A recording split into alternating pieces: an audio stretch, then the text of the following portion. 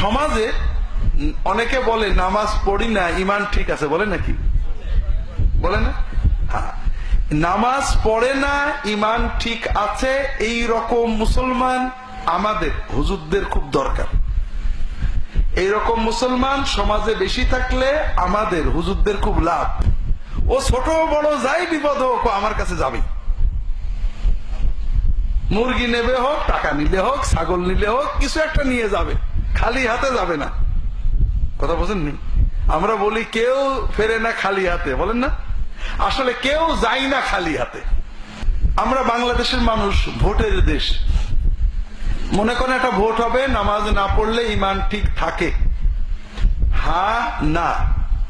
বাংলাদেশের 16 কোটি মুসলমান সবাই ভোট দিল হ্যাঁ, আর রাসূলুল্লাহ সাল্লাল্লাহু আলাইহি ওয়াসাল্লাম ভোট দিলেন না, জিতবে কোন ভোট? কথা বোঝেননি? সে রাসূলুল্লাহ সাল্লাল্লাহু আলাইহি ওয়াসাল্লাম বারবার বলেছেন নামাজ না পড়লে সে মুসলমান থাকে না। 2 নম্বর কথা, আরো একটা কঠিন কথা আছে। আপনি হুজুরের কাছে যাবেন শিখতে, মশলা শিখতে, দোয়া শিখতে, জিকির শিখতে, এটাতে সওয়াব হবে। বিপদে আপদে কার কাছে যাইতে হয়? হ্যাঁ, তাহলে আপনি আল্লাহর কাজের জন্য যখন বান্দার কাছে যাবেন ইমান নষ্ট হয়ে যাবে।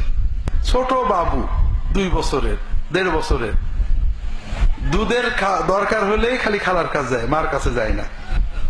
মা খুশি হবে না বেজার হবে? হ্যাঁ, মা ওই ছেলের পছন্দ করে। মা তো চাই যত কষ্টই হোক ছেলে দুধ আমার কাছে যাবে, আর কার কাছে যাবে না, ঠিক না? আল্লাহ চান যে বান্দার যা হবে আমার কাছে যাবে, আর কারোর কাছে যাবে না। ইয়াকা না'বুদু ইয়াকা নাস্তাঈন, আল্লাহ প্রথমেই বলাই নিয়েছে। 3 নম্বর কথা হলো ইমান তো গেছে, ইমান যাওয়া মানে আখিরাতে অনন্ত জাহান্নাম।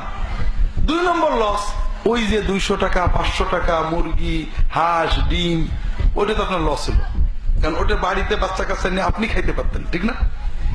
আমার দিয়ে আসলেন, তাহলে আপনার লস।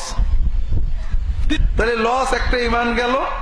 2 নম্বর টাকা পয়সা ছাগল মুরগি গেল। 3 নম্বর বিপদও থাকেই। আর আল্লাহ রাসূল সাল্লাল্লাহু আলাইহি ওয়াসাল্লাম কি বলছেন? কারণ নামাজের সাজদায় বান্দা যে দোয়া করে ওটা কবুল হওয়ার সম্ভাবনা খুবই বেশি। যে মুসলমান নামাজ পড়তে পারে আর নামাজের সাজদায় আল্লাহর কাছে কাঁদতে পারে, ওর কোনো বিপদ থাকে না। গারে হেরায় আল্লাহ তাআলা সূরা আলাকের প্রথম আয়াতগুলো নাজিল করলেন, ঠিক আছে না? ইকরা মানে কি? শোনো। ইকরা মানে কি? শোনো। হ্যাঁ হ্যাঁ, ইকরা মানে পড়ো, ইকরা মানে কিন্তু শোনো না। আমরা বাংলাদেশের মানুষ পড়ে মুসলমান না শুনে মুসলমান? শুনে মুসলমানদের বিপদ আছে। আমরা যখন কবরে যাব ফেরেশতারা প্রশ্ন করবে কি কি? মান রব্বুকা ওমা দীনুকা ওমান নবিয়ুকা, তোমার রবকে, তোমার দিন কি, তোমার রাসূলকে, নবীকে প্রশ্ন করবে না? যারা সুনাউল্লাহ তারা কি বলবে? হা হা লা আদরি সামি'তুন নাস ইয়াকুলুনা শাইয়ান ফাকুলতু, হায় হায় এখন তো মনে নেই, আমি তো শুনে শুনে বলতাম, মানুষেরাও বলতো আমিও বলতাম, এখন তো মনে নেই। আর পড়াউল্লাহরা কি বলবে? তারা বলে দেবে। বলার পরে ফেরেশতারা প্রশ্ন করবে তুমি কি করে বই পাইলে? সুনাউল্লাহরা পাইল না, তুমি পাইলে কি করে? ওমা আদরাক মাইদরিক বিমা দারাইতা। তখন যে পাশ করবে, যে 3টে সঠিক উত্তর দেবে, সে বলবে কারাতু কিতাবাল্লাহি ওয়া সাদ্দাকতু আয়াতিহি ওয়া ফি বা'দিল রিওয়ায়াত সাদ্দাকতু রাসূলুল্লাহ। আমি আল্লাহর কোরআন পড়ছিলাম, কোরআনের আয়াতগুলো অর্থ বুঝে ওটাকে সত্য বলে মেনে নিছিলাম, আমি নবীর কথা সত্য বলে মানছিলাম, এই জন্য উত্তর দিতে পারলাম। তাহলে পড়াউল্লাহরা পাস করবে, যারা কোরআন পড়ে কোরআনের কথাগুলোকে সত্য মানবে, নবীর হাদিস সত্য মানবে, তারা পাস করবে। আর সুনাউল্লাহদের কি দশা হবে আল্লাহই জানেন। তো পড়ার দরকার আছে না নেই? কার সাথে?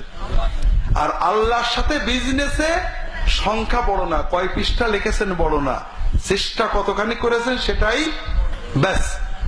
সবার কাছে অনুরোধ হলো আপনারা নারী পুরুষ সবাই মিলে মনে মনে একটা নিয়ত করে নেন, মুখে না, মনের ভিতরে এরাদা করেন। কি এরাদা? নিয়ত করেন যে আল্লাহ, আজকে থেকে নিয়ত করলাম আমি কোরআনের তালবেলেম হয়ে গেলাম, মরণ পর্যন্ত তোমার কোরআন ছাড়বো না। মরণ পর্যন্ত আমি 50 বছর বাঁচি আর 5 বছর বাঁচি, 80 বছর বাঁচি আর 8 দিন বাঁচি, প্রতিদিন তোমার কোরআন নিয়ে কিছু সময় বসে থাকবে।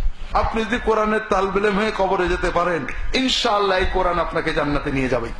কষ্ট করে, চেষ্টা করে, কুতে কুতে পড়ে, সাধ্যমতো চেষ্টা করে, আল্লাহ তাআলা তাকে ডবল সওয়াব দান করবে। আমরা সবাই কোরআনের তালবেলেম। 2 নম্বর হলো আওলাদদেরকে কোরআন শেখাতে হবে। কোরআন শিখলেই নামাজ শিখবে, নামাজ শিখলেই তারা আপনার সাথে জান্নাতে যাওয়ার প্রস্তুতি নিতে পারবে। আপনারাও জেদ করেন, তোমার আলেম হইতেই হবে, খোঁজ নিতে হবে, ভালো মাদ্রাসায় দেবেন, পড়াবেন, খোঁজ নেবেন কেমন পড়ছে, মাঝে মাঝে সেজদায় যে কানবেন, আল্লাহ আমি আলেমের বাপে কবর কেমন উঠবো, আল্লাহ দেবে। আপনার ছেলের মেধা হাঁটানো হলে আপনার চেষ্টা, আপনার দোয়া, আপনার চোখের পানির বরকতে আল্লাহকে 16 আনা করে দেবে। যদি আপনি আলেম করতে নাই পারেন, ইমানে না কুলোই, তাহলে অন্তত কোরআন পড়ায়, মসলা শিখায় স্কুলে দেবে। কথা কি বুঝেছেন?